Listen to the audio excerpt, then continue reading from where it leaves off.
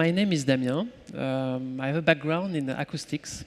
I have studied acoustics as an engineer in Compiègne. I'm sure that you can tell that I'm French just by my accent. I've created a startup named Audio Gaming in the field of acoustics, sound synthesis in particular. And as said just before, my most successful project so far is the Google Cardboard. And maybe some of you didn't know, but the Google Cardboard has been created in Paris 3 years ago now. Today, I will explain what we do in our team in Paris. So I just realized that some people didn't know that there are a lot of engineers, there is a lot of researchers in Paris for Google. This is something I will develop a little bit later. So my team is Google Arts and Culture. What we do is a platform. It's both on Android, iOS, it's on the web, and it's a place where you can experience some artworks. So if you want to look some paintings, some drawings, if you want to read beautiful stories about art, this is the right place to go. There are so many features in this app that I can't demonstrate it right now, so I will just roll a video so you will have a better idea about what it is.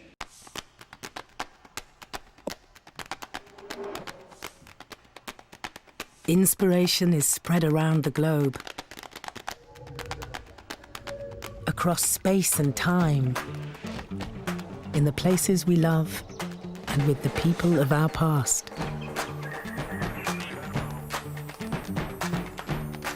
Art has changed the way we see the world and the way we see each other. We started with simple tools for food and fire, and then carved statues of myths and heroes. And we built monuments to last forever. There is so much to see, learn, and experience. With the Google Arts and Culture app, you can immerse yourself in 360-degree views using Google Cardboard. Or zoom in to reveal the secrets of a masterpiece.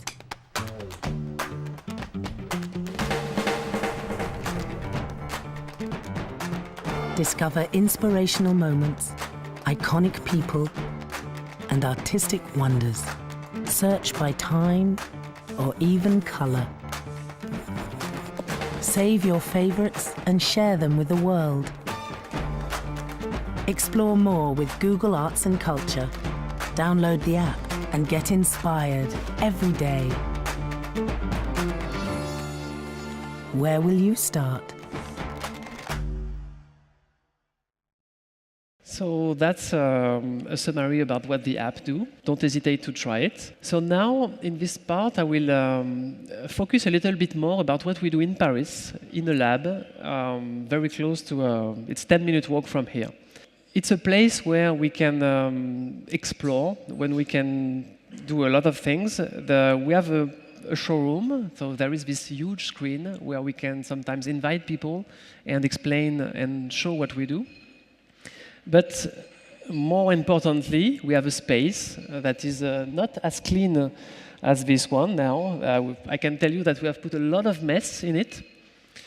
And in this place, we invite some artists, some engineers, some creative coders to create new experience, to play about machine learning, to try some technologies that Google builds and to apply them in the field of art and technology, in the field of art and culture. So we are not scientists. I mean, we are scientists, but we are not experts in machine learning. We are not doing some research in machine learning. But we use machine learning. For instance, we use TensorFlow. We use all the open source projects that we can find on GitHub. And we read the papers, all the breakthrough that have been done recently about picture recognition, about analyzing the image. This is our fuel to create this experiment. Maybe you don't know, but Google is a big player in this field by publishing more than 150 publications over the last 4 years. The goal of our work is to try to engage as much possible user, as many users as we can, to experience art, because we believe that the more people experience art, experience culture, it's better for them, it's better for everybody. And we have access to a beautiful database that contains more than 400,000 paintings and drawings, more than 6 million beautiful pictures. And we try to create some experience to help people to discover them. That's our first mission. We try to organize this content because sometimes we have artworks that don't have any metadata with them. So we try to find a way to organize this content in a way that is meaningful and that can help users to maybe learn something useful out of it. And of course, we try to analyze the content too, hopefully to create new insights or to help experts in the field to discover new insights.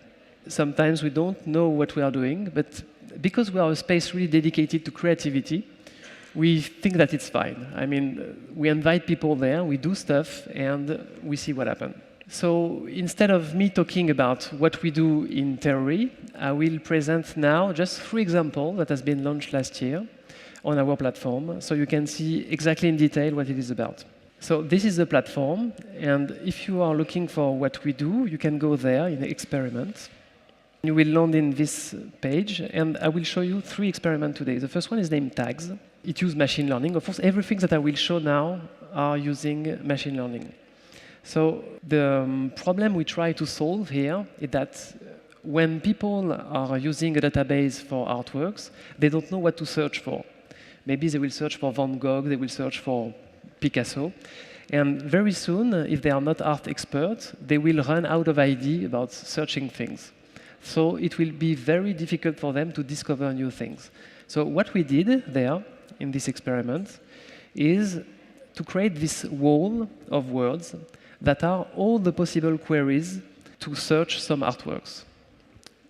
The way we made this wall of words, of concept, is by using a computer vision algorithm, especially using a classifier, to classify all the pictures on the database and to list all the category that was outputted by the classifier.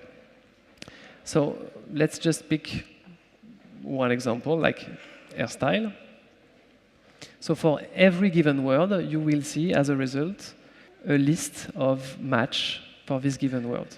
So it's much more convenient for users to discover things than typing the query. So let's have a look to 3 curated examples. The first one is very easy, it's horse. So as expected, we can see horse on these pictures, on these artworks. It's very interesting to see that the state-of-the-art technology today is able to generalize really well.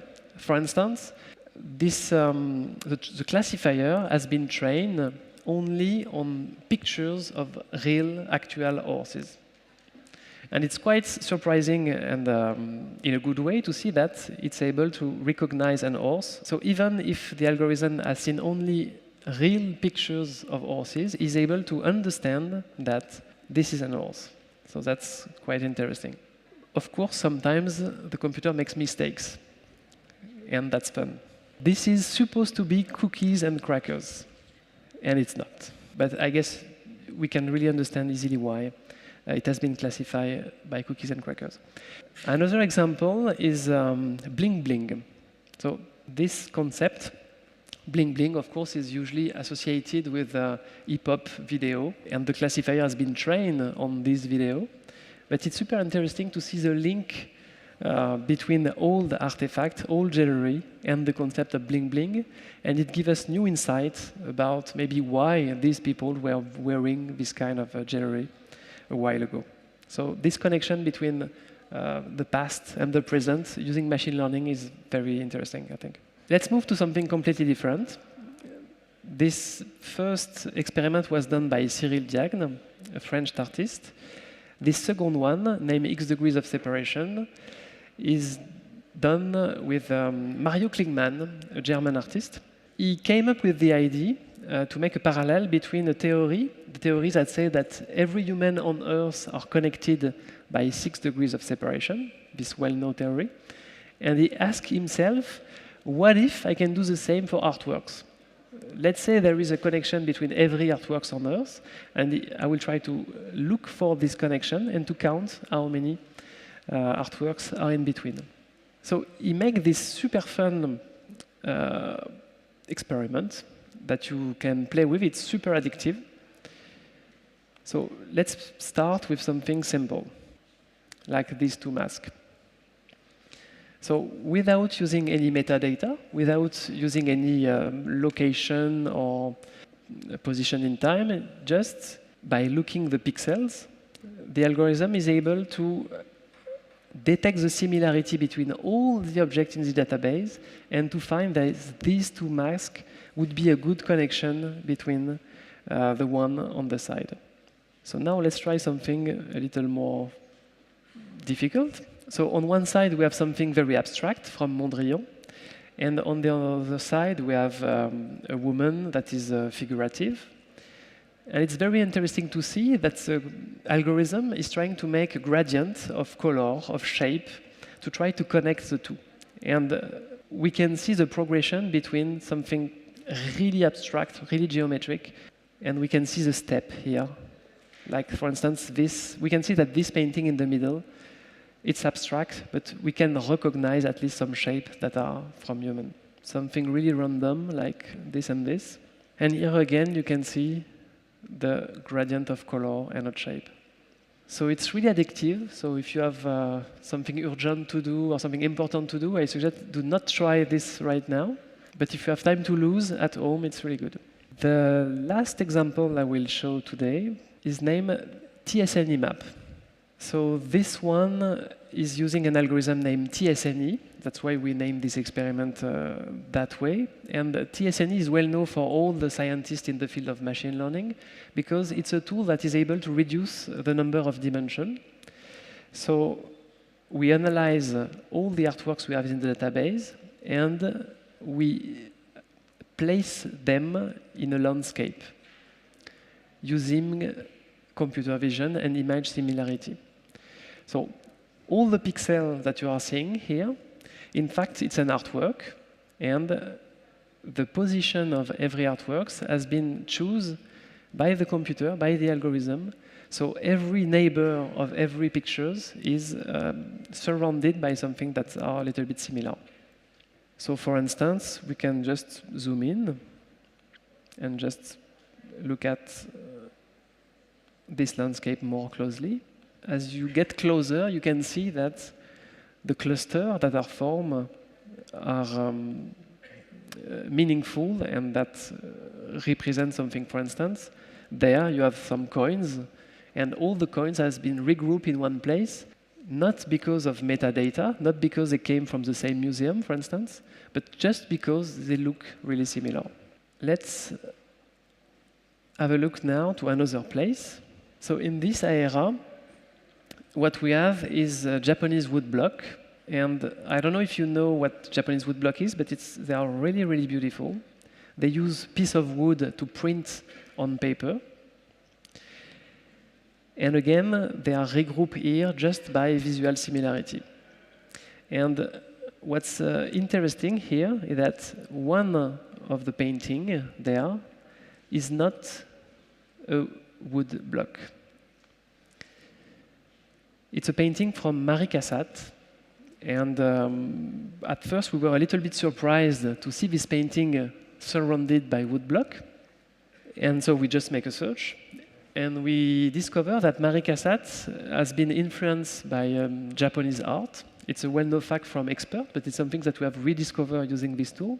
If you look more closely to it, you will see that the way she used the color, the kind of color she used, the black ink, and also the patterns on the dress is really influenced by Japanese art. So that's quite interesting to see that computer vision algorithms are able to detect this kind of insight. So that was my last example. So just to conclude, what we do in the lab is bring artists, bring scientists, and make them work together to create this experiment that you have seen here. We try to find useful application for machine learning in the field of art and culture. Thanks.